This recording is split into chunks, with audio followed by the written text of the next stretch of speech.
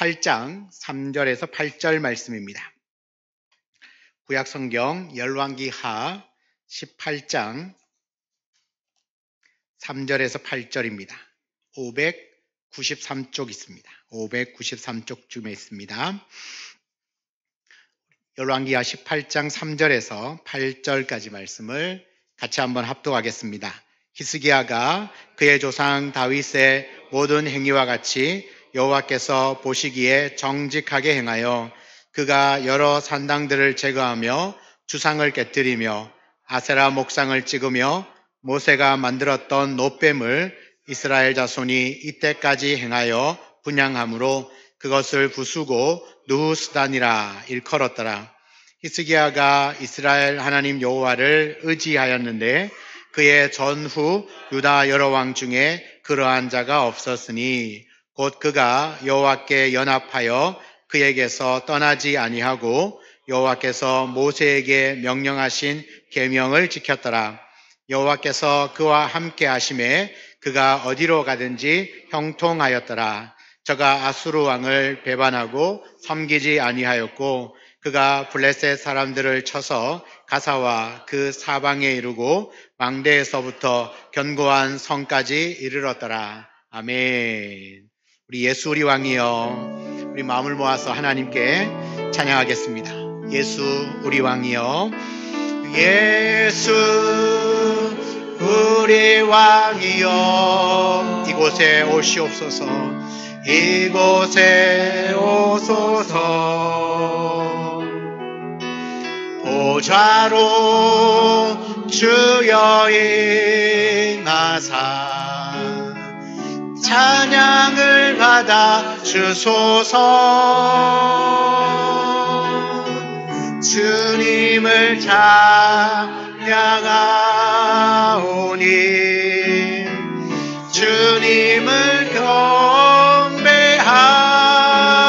경배하오니 왕이신 예수여 오셔서 좌정하사 다스리소서. 주님을 찬양합니다. 주님을 찬양하오니 주님을 예배하오니 왕이신 예수여 오셔서 좌정하사 다스리소서. 우리 예배를 받으신 하나님께 한 번 더 박수로 영광을 먼저 올려드리겠습니다. 아멘. 여러분, 성경에 보면 기도의 사람이 많이 등장을 합니다. 그 중에서 삶 전체를 놓고 봤을 때 이 기도의 능력을 경험한 사람을 떠올리면 가장 먼저 다윗이 떠오릅니다. 그 다음에 아마도 오늘 본문에 나오는 히스기야가 아닐까 그런 생각을 해봅니다. 왜냐하면 히스기야는 북이스라엘을 멸망시킨 아수르가 남유다를 침공할 때 이 나라의 존망의 위기 가운데서 기도합니다. 그리고 그 기도를 통하여 나라를 구해냅니다. 개인적으로는 죽을 병이 걸렸습니다. 그런데 기도했습니다. 하나님께서 히스기야의 그 질병을 고쳐주시고 15년이나 생명을 연장시켜 주셨습니다. 그야말로 하나님은 히스기야의 기도에 응답해 주신 겁니다. 불가능할 것 같았던 전쟁에서 승리했습니다. 죽을 병에 걸렸어도 그 병을 낫게 해주셨습니다. 그만큼 기도에는 하나님께서 응답하여 주시는 놀라운 역사가 있음을 믿습니다. 그러므로 지금도 우리가 그 히스기야처럼 하나님께 기도하면 하나님도 우리의 기도에 응답해 주실 줄 믿습니다. 우리가 그 응답을 경험하면 또 기도하겠죠. 또 기도하면 응답을 주시겠죠. 그러면 또 기도하겠죠. 또 기도하면 응답을 받겠죠. 그러면 또 기도하겠죠. 네. 기도하면 또 응답을 받겠죠. 그러면 또 기도하겠죠. 반복됩니다. 질문합니다. 여러분의 기도는 응답을 받고 있습니까? 여러분, 우리가 늘 기도는 하는데 응답을 받고 계십니까? 어쩌면 내가 기도 응답 받은 것보다 아직도 내가 기도하고 있는 것이 훨씬 더 많을 수도 있습니다. 그런데 한 가지 분명한 사실은 기도하면 반드시 응답 주신다는 겁니다. 이것은 불변의 진리입니다. 진리가 뭡니까? 진리는 바뀌지 않는 겁니다. 시간이 바뀌어도, 시간이 지나도, 세월이 흘러도, 과학이 아무리 발달해도 바뀌지 않는 것이 진리입니다. 기도하면 하나님이 응답을 주신다는 것은 불변의 진리입니다. 그런데 여러분, 우리가 하는 이 기도가 만약 응답을 위해서만 한다면 우리는 기도를 잘못하고 있습니다. 여러분, 기도의 더 넓고 더 깊은 그 맛을 알지 못하는 거죠. 어떤 경우에도 기도를 지속하게 만드는 것은 응답이라기보다는 하나님과의 관계에 있습니다. 잘 한번 보시죠. 여러분, 지금까지 많은 기도의 응답을 받으셨을 겁니다. 응답을 못 받을 때도 있었습니다. 근데 응답을 해주시면 너무너무 감사합니다. 그 다음에 아까 제가 계속 이게 반복했던 것처럼 여러분이 응답받고 난 이후에 계속 기도를 합니까? 솔직하게. 뭔가 문제가 생기면 그 문제를 해결하기 위해서 막 밤낮 주야로 기도하고 새벽에도 오고 금요일도 오고 밤새워서 기도하다가 응답받고 나면, 문제가 해결되고 나면, 질병에서 낫고 나면 산에 가야죠. 네, 또 골프도 치러 다니셔야죠. 어느샌가 또 슬슬. 그러니까 기도하고 응답받으면 그 다음에는 이 경험을 하고 나면 더 기도할 것 같은데 아닌 거예요. 이 말이 무슨 이야기냐면 기도 응답 때문에 계속 기도를 하는 건 아니더라. 그러니까 우리를 계속 기도하게 만드는 그 원인은 뭘까? 물론 응답이 조금은 영향이 있습니다. 그래서 또 기도의 자리에 불러오는 것은 확실합니다. 응답을 받았기 때문에 평소에 늘 안 하더라도 문제가 생기거나 일이 있으면 또 기도의 자리에 나를 불러오는 것은 반드시 그 응답의 경험이 있으면 우리는 그 자리에, 다시 기도의 자리에 서는 것은 분명한데 늘 우리를 기도하게 만드는 것은 이 응답이 꼭 아니더라라는 겁니다. 오늘 본문에 나오는 기도의 사람 히스기야를 보면 하나님이 히스기야가 어떤 사람인지를 잘 설명해 주고 있습니다. 3절에 보면 다윗의 모든 행위와 같이 여호와 보시기에 정직하게 행한 사람이다. 하나님 보시기에 정직하게 행했다. 4절에 보면 온갖 산당들을 제거하고 주상과 아세라 목상을 찍어버리고 놋뱀의 형상도 부셔버렸습니다. 그러니까 우상을 제거해버렸습니다. 5절에 보면 여호와 하나님을 의지하였는데 그의 전후 유다 여러 왕 중에 그러한 자가 없었다. 하나님을 의지함에 있어서는 전무후무한 사람이었다. 6절에 보면 여호와께 연합하여 그에게서 떠나지 않았고 하나님의 계명에 순종했다라고 말씀합니다. 히스기야가 어떻게 하나님 보시기에 정직하게 행하고 산당과 아세라상과 같은 우상들을 다 없애버리고 하나님을 철저하게 의지하고 하나님께 연합하여 떠나지 않고 하나님의 계명을 지킬 수 있는가? 그것은 그가 기도의 사람이었기 때문입니다. 히스기야는 기도하면 할수록 하나님을 의지할 수밖에 없다는 사실을 깨닫게 됩니다. 기도하면 할수록 하나님을 떠나서는 살 수 없다는 것을 알게 됩니다. 그래서 기도합니다. 내가 가지고 있는 기도의 제목들, 내가 원하는 거, 얻고 싶은 것, 가지고 싶은 것을 위해서 기도하고 만약에 응답되지 않으면 얼마나 속상해요. 내가 이렇게 기도했는데 하나님이 응답 안 해주시네. 우리 목사님은 불변의 진리라고 그랬는데 내 기도를 안 들어주시네. 그러면서 어떻게 해요? 하나님과 멀어져요. 왜요? 응답이 목적이었기 때문에 그래요. 기도하는데 응답이 목적이면 만약에 안 들어주시면 목적을 잃어버린 거잖아요. 목적 달성이 안 됐기 때문에 관계가 멀어집니다. 그런데 응답이 목적이 아닌 사람, 그 기도하는 가운데 기도가 하나님과의 관계가 우선인 사람은 기도하면 할수록 기도하면 안 된다는, 기도하지 않으면 안 하면 안 된다는 사실을 더 깊이 깨닫게 됩니다. 내가 응답되고 안 되고의 문제가 아니라 내가 기도하지 않으면 안 된다는 사실을 알게 된다는 거죠. 기도 응답 때문이 아니라 하면 할수록 하나님과의 더 관계가 깊어지도록 만드는 것, 그것이 우리의 기도여야 한다는 겁니다. 여러분, 우리가 한번 신앙이 무엇인지를 생각을 해보겠습니다. 신앙이 뭡니까? 여러분의 믿음이 뭐죠? 로마서 10장은 이렇게 이야기를 합니다. 내가 만일 내 입으로 예수를 주로 시인하고 하나님께서 그를 죽은 자 가운데서 살리신 것을 네 마음에 믿으면 넌 구원을 받으리라. 내가 입으로, 사람이 마음으로 믿어 의에 이르고 입으로 시인하여 구원에 이르느니라. 보십시오. 예수를 주로 시인하고 마음에 믿으면 구원을 받는다. 여러분, 이게 신앙입니다. 뭐예요? 내가 입으로 고백을 하고 마음으로 믿어요. 입으로 시인하고 마음으로 믿을 때 구원에 이른다라고 말합니다. 자, 이 말씀에 비추어 볼 때 신앙은 시작이 뭐예요? 입술의 고백입니다. 내가 드러내야 합니다. 고백을 해야 합니다. 예수가 주시라고, 예수가 그리스도이시고 하나님이라고 우리의 입술의 고백이 필요합니다. 이 마음의 고백을, 입술의 고백을 하려면 내 마음으로 믿지 않으면 고백이 안 되겠죠. 그래서 마음으로 믿고 입술로 고백합니다.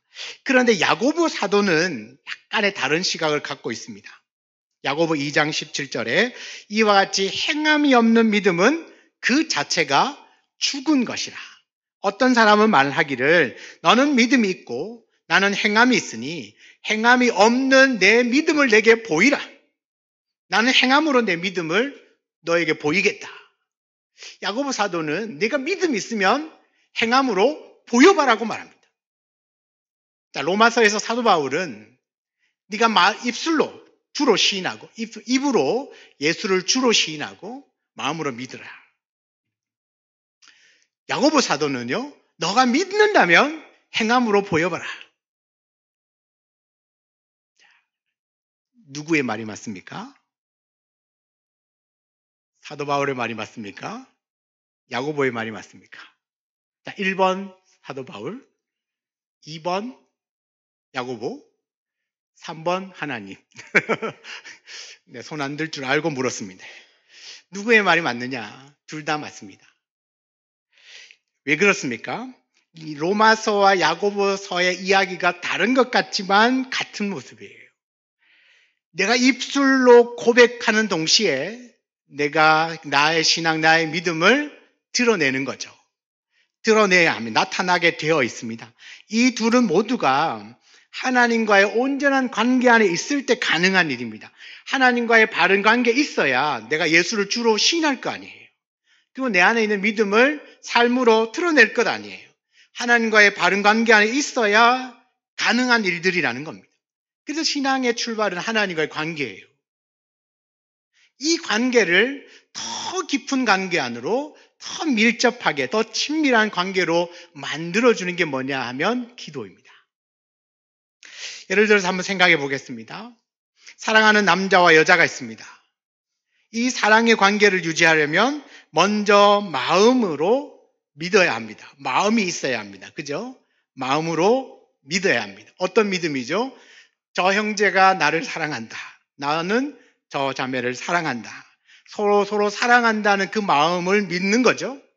그럼 믿고 나면 그 다음에 뭐예요? 말로 고백해야 되죠. 말로 고백해야 됩니다. 당신 내 사랑하는 자는 가시나무 덤불 가운데 사과나무 같구나. 나의 어여쁜 자야, 나와 함께 가자. 처음 듣는 이야기입니까? 네. 아가서에 나오는 이야기죠. 이 말씀들을 갖고 고백을 하는 겁니다. 사랑 고백을 하죠. 내 마음을 표현합니다. 입술에 고백을 해야 합니다. 사랑을 한다고 말하든 좋아한다든 어쨌든 표현을 해야 되죠. 그럼 거기서 끝나느냐? 그렇지 않죠. 나중에는 결혼하자고 청혼을 해야 합니다. 말로 표현을 해야 되죠. 그리고 마지막에는 진짜 결혼식에 딴딴따단 들어가야 합니다. 그래야 사랑의 결정체를 이룰 수가 있죠. 하나님과 우리 사이의 사랑의 관계도 그렇습니다. 하나님 우리에게 무한한 사랑을 표현해 주셨는데 우리가 하나님 앞에 사랑을 표현하지 않으면 여러분 그 사랑, 그 관계는 온전한 관계를 이룰 수가 없죠.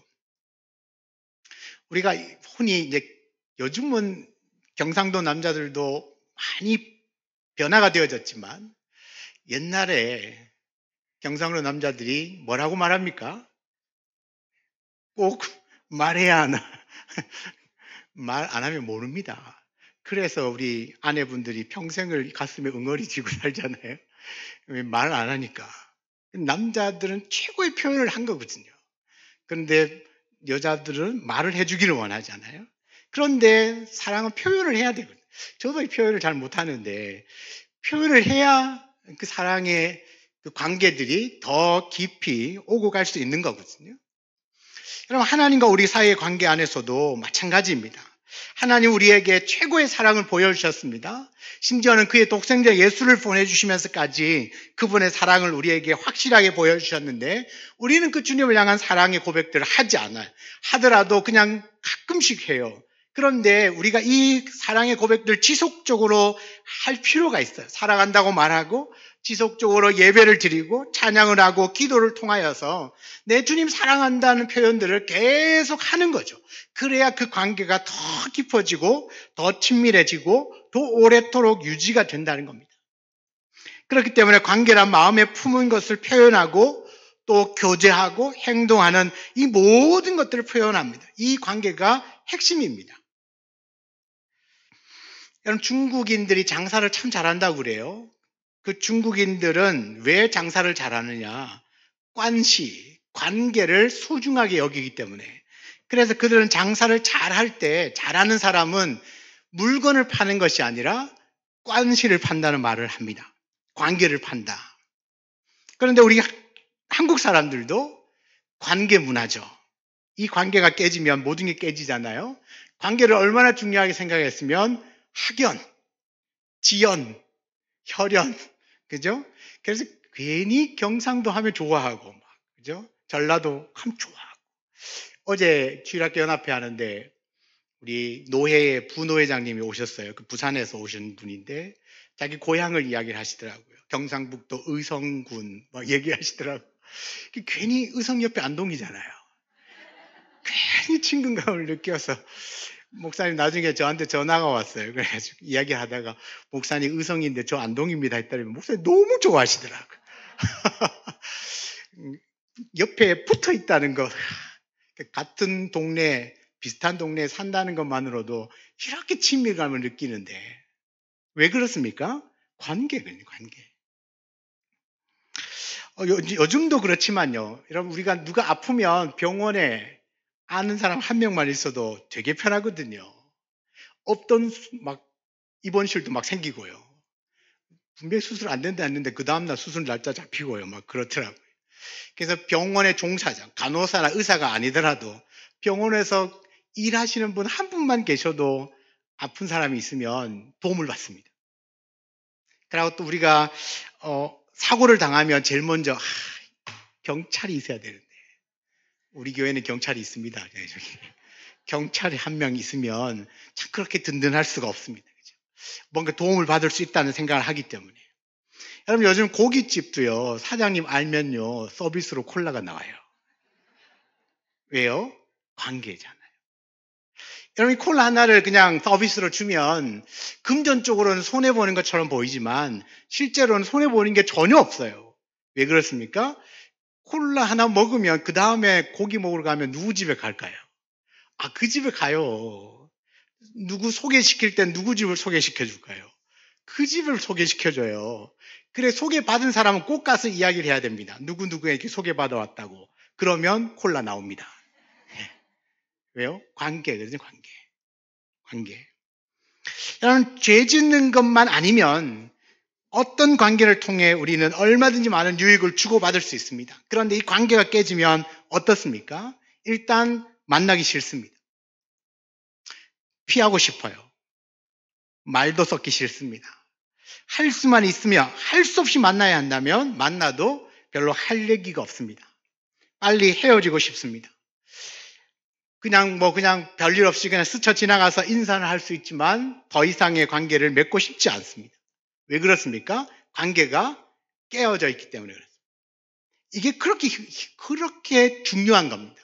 여러분, 이 관계, 우리의 인생에서 관계가 얼마나 중요한지를 우리는 지금 너무나 피부 뼈저리게 알고 있습니다. 그런데 우리 하나님과의 관계가 어떻겠습니까? 나와 하나님과의 관계가 정말 친밀하고 가깝고 깊은 관계 안에 있지 않으면 여러분, 예배 드리러 가는 것 싫습니다. 우리 목사님 맨날 소리나 빽빽 지르고 싫어요. 찬양하고 기도하는 거 너무 지루합니다. 지루해요. 빨리 끝나야 밥 먹을 텐데 배고프다. 왜 그렇습니까? 이게요, 제가 설교를 잘하고 뭐 찬양이 얼마나 은혜스럽고 뭐 기도가 이 문제가 아니라 나와 하나님과의 관계예요. 나와 하나님과의 관계. 나와 하나님과의 관계가 온전하고 아주 가깝고 친밀하면 여러분 2시간, 3시간을 제가 설교해봐요. 그 자리를 안 떠나죠. 그것은 어떤 우리의 관계의 문제가 아니라 하나님과의 관계에 문제가 생기면 그 다음부터 우리의 모든 신앙생활은 다 힘들어지게 되어 있어요.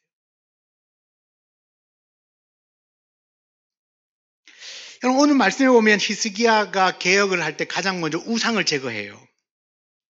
산당과 아세라와 목상을 찢죠. 백성들이 섬기던 그 놋뱀으로 만든 그 놋뱀의 우상을 제거해 버립니다. 왜 그렇습니까? 하나님이 10계명 중에 2계명에 우상을 세우지도 말고 만들지도 말고 절하지도 말라고 했거든요. 왜냐? 이 우상이 하나님과 우리 사이를 깨뜨려 놓는 주범이기 때문에 그렇습니다. 이스라엘 백성들이 했던 것처럼 하나님을 이스라엘 백성들이 어떻게 합니까? 우상을 만들었어요. 하나님을 섬겨야 되는데 그들이 금송아지를 만들었어요. 그리고 이 금송아지가 우리의 하나님이다라고 외치면서 섬기기 시작합니다. 그런데 하나님과 금송아지의 가장 큰 차이가 뭐냐면 이 금송아지는 인격이 없어요. 그냥 이 금송아지는 내가 기도하면 내가 원하는 대로 응답만 해주면 돼요. 근데 하나님은 아니에요. 하나님은 응답도 해주시지만 야, 너도 그 잘못했잖아. 너 내 앞에서 우상을 그렇게 섬기지 말라 했는데 우상 섬겼잖아. 너 사랑하라 했는데 사랑 안 했잖아. 너 용서하라 했는데 안 했잖아. 나에게 계속 말씀으로 나를 회개케 하세요. 그러면 내가 막 너무 힘들겠죠? 그러면서 나를 바꾸어 나갑니다. 변화시켜 나가요. 그러니까 하나님과 나와의 인격적인 교제가 주거니 받거니가 된다는 거예요. 그런데 우상은 필요 없어요. 그냥 우상은 그냥 그 앞에 가서 내가 원하는 거 비나이다 하면 돼요. 그리고 들어주면 오케이, 안 들어줘도 괜찮아요. 왜요? 뭐 나한테 아무것도 요구하지 않잖아요. 인격이 없다는 건 나에게 아무것도 요구하지 않는다는 거예요. 우상은 나에게 아무것도 요구하지 않습니다. 그저 내가 비나이다 해서 들어주면 좋고 안 들어줘도 그만. 그래서 기복신앙이 우상인 겁니다. 기복신앙이 우상이에요. 왜냐하면 100% 자기중심적이거든요. 이 기복신앙에는 그 관계 안에서 인격은 필요 없습니다. 교제 필요 없습니다. 그래서 기복신앙. 여러분, 옛날에 제가 가끔 얘기했지만 우리 할머니가 우리 집 뒤에 있는 오래된 대추나무 앞에 아침에 정한수를 떠다 놓고 비나이다를 많이 했거든요. 비나이다. 여러분, 그 비나이다에 가서 내가 그 할머니가 소위 말하면 그 기도했던 거 안 들어준다고 할머니가 도끼 들고 와서 그 나무를 배가 없애버렸을까요? 아니요. 그럴 필요가 없어요. 왜냐, 그와 나와는 인격적인 관계도 아니고 그 대추나무가 나한테 아무것도 요구하지 않거든요. 걔는 그냥 그 자리에 이렇게 서 있어요. 그냥. 아무것도 안 해요. 그래서 그게 기복신앙이고 그게 우상인 거거든요. 하나님과의 관계는 다릅니다. 하나님은 그저 그냥 가만히 계시고 내가 기도할 때 그냥 내 거 들어주기만 하면 되는 그런 존재가 아니에요. 하나님은 나와의 충분한 그 인격 관계 안에 있습니다. 하나님 나에게 요구하시는 것도 있습니다. 나의 변화와 나의 성장을 위해서 나와 더 긴밀한 관계를 위하여서 끊임없이 말씀으로 책망도 하시고 회개하라고도 말씀하시고 복도 주시지만 격려도 하시지만 때로는 막 책망도 하시고 매도 드시기도 하고 그죠? 우리에게 다양한 방법으로 계속 인격적인 소통을 하신다는 겁니다. 하나님과 좀 더 깊은 관계를 맺기 위하여서 내 자신이 변화되어야 한다는 사실, 하나님과 끊임없이 소통해야 된다는 사실을 언제 깨닫냐면 기도할 때예요. 여러분, 이 기도가 그때 필요한 겁니다. 기도를 통하여서 계속해서 내가 하나님 앞에서 다듬어져 나가는 겁니다. 그래서 기도로 변화된 사람에게 나타나는 가장 큰 특징 하나가 뭐냐면 수용성입니다. 받아들이는 거죠. 기도를 통해서 하나님과의 관계 중심 안으로 들어가면 그 사람은 수용적인 존재가 됩니다. 수용적인 존재가 된다는 말은 하나님의 말씀을 그대로 받는다는 뜻입니다. 그대로 받고 순종한다는 뜻이에요. 단순히 말씀에 순종하다 보면 하나님께서 우리를 변화시켜 주는 거죠. 여러분, 신앙 성장이 빠른 사람들을 보면 그대로 말씀을 받고 순종해요. 예를 들면 이제 새 가족이 오잖아요. 처음으로 예수 믿는 사람들이 와요. 이분들은요, 그냥 제가 설교하는 대로 그대로 다 받아 먹어요. 별로 의심하지도 않고. 그렇기 때문에 우리가 볼 때는 신앙이 막 쑥쑥 자라는 것 같죠. 그런데 오래 신앙생활 하신 분들에게는 왜 표시가 안 나요? 내 생각을 하거든요. 목사님 그거 안 될 텐데. 하나님이 그렇게 말씀하셔도 아마 안 될 것 같은데. 내 생각이 개입해 버리는 거죠. 하나님 말씀 그대로를 받지 않아요. 그런데 하나님과의 온전한 인격적인 관계가 되면 그냥 단순하게 말씀하신 그대로를 받아들이는 말씀의 수용성이 생겨요. 한 가지 예를 들어보겠습니다.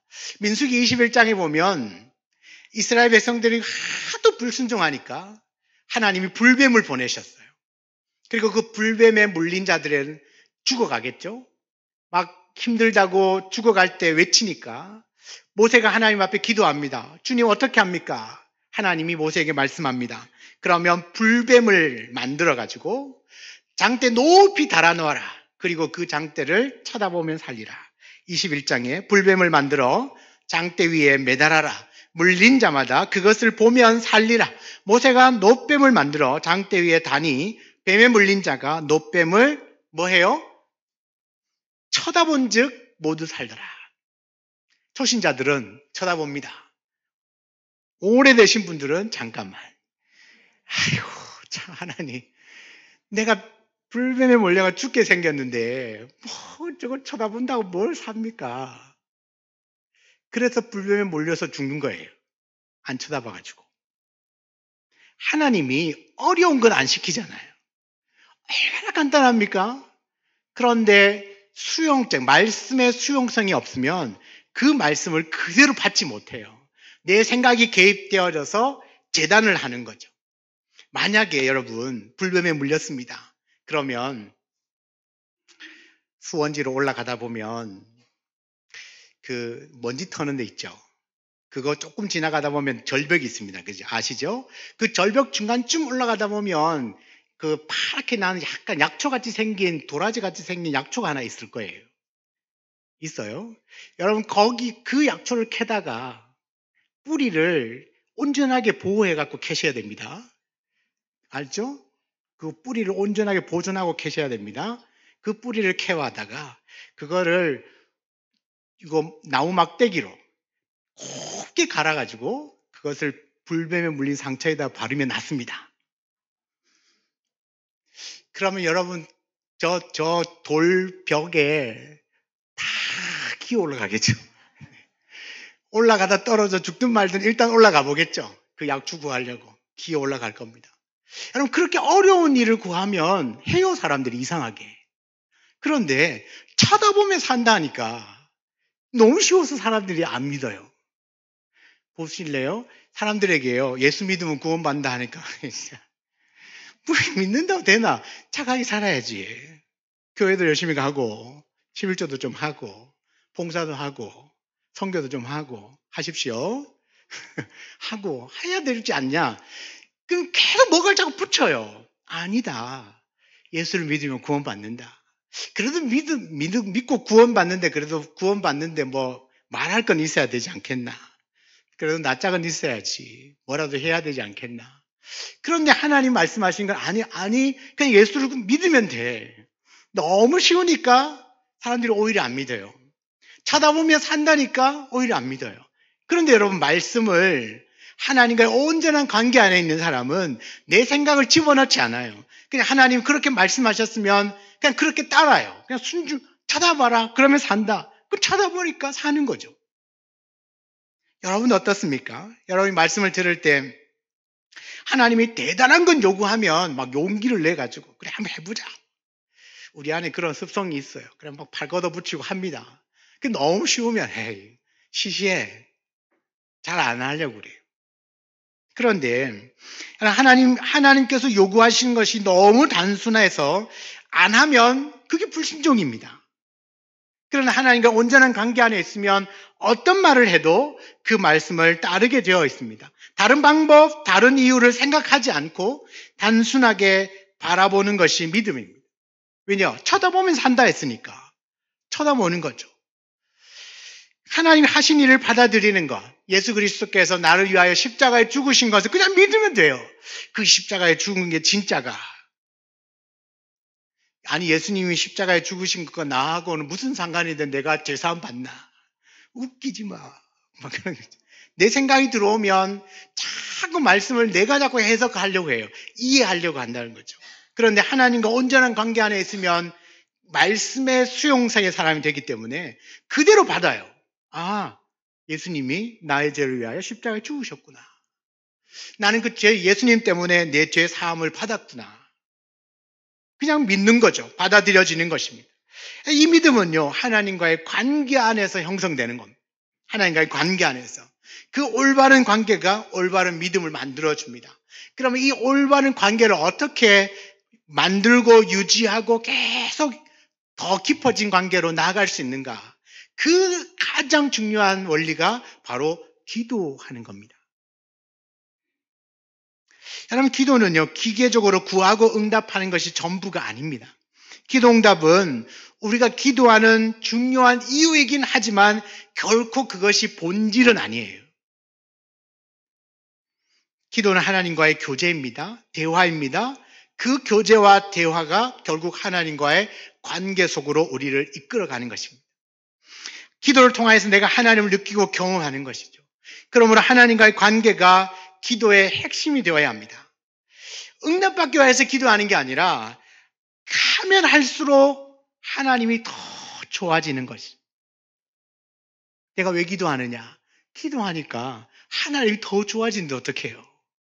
기도하면 할수록 하나님을 더 알아가게 되고 하나님을 더 알고 싶고 하나님을 더 경험하고 싶어진다는 거죠.